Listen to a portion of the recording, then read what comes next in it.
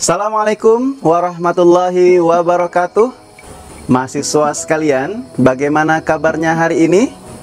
Senang berjumpa kembali dengan adik-adik mahasiswa melalui program video pembelajaran praktikum pengantar analisis farmasi. Setelah mengikuti pembelajaran ini, diharapkan mahasiswa mampu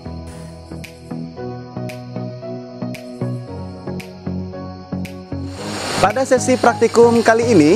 Kita akan menyaksikan video tutorial praktikum penetapan kadar asam cuka perdagangan menggunakan metode analisis titrasi alkalimetri. Kasus aplikasi pada bidang farmasi, sebuah botol berisi larutan asam asetat atau asam cuka perdagangan dengan konsentrasi tertentu.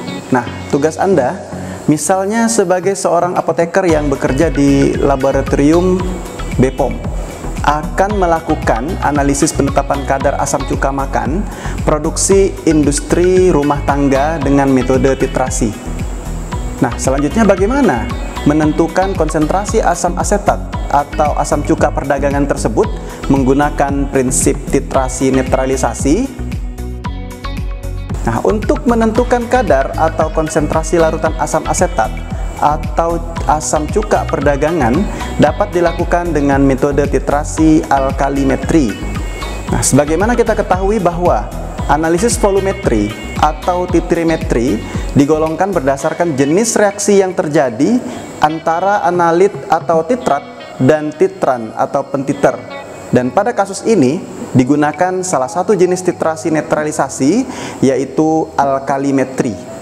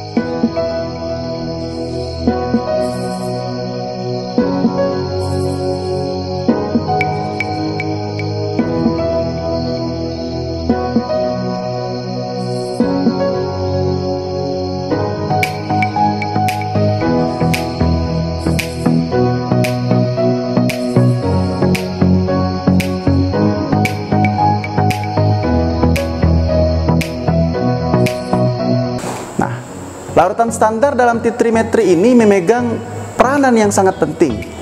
Larutan standar itu merupakan istilah kimia yang menunjukkan bahwa suatu larutan telah diketahui konsentrasinya dengan pasti.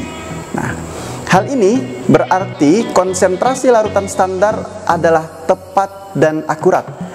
Pembuatan larutan memerlukan ketepatan dan ketelitian agar hasil yang diperoleh tidak menyimpang dari hasil yang sesungguhnya.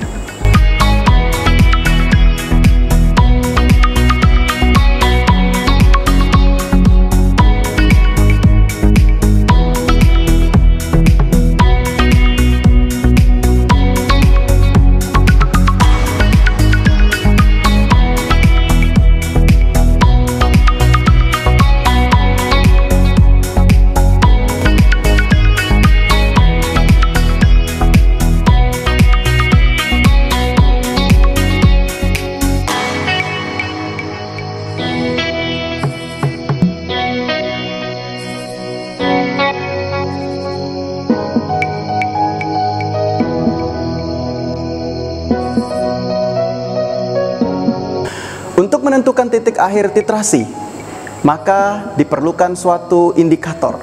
Nah, indikator yang digunakan dalam percobaan ini adalah phenolphthalein atau sering disebut dengan indikator PP. Nah, indikator ini akan memberikan perbedaan warna yang mencolok dalam medium asam dan basa. Nah, perlahan-lahan ditambahkan titran basa NaOH pada asam yang akan ditetapkan kadar atau konsentrasinya, yakni asam cuka perdagangan, sampai indikator berubah warna. Nah, reaksi kimia yang terjadi antara analit dan titran adalah reaksi penetralan. Asam direaksikan dengan basa akan menjadi garam dan air. Dalam hal ini, sebagai sampel adalah asam asetat perdagangan atau asam cuka, kemudian dititrasi dengan larutan standar sekunder NaOH, maka akan menghasilkan produk CH3COONa plus H2O.